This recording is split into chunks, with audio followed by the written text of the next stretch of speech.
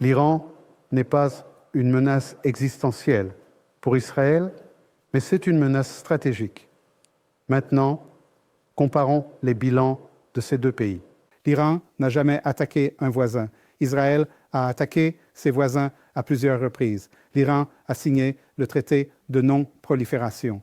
Israël a refusé de signer.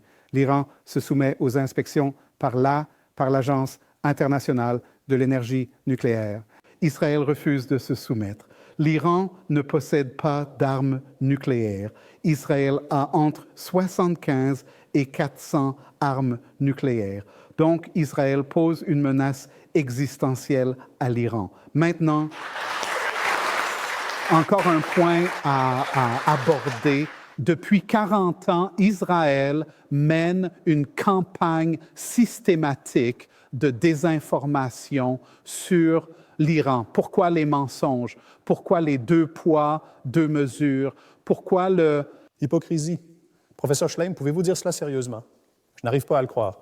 Si vous regardez dans les détails, Israël, d'accord, a été une menace existentielle depuis sa réinstallation. Et elle a été réinstallée en 1948.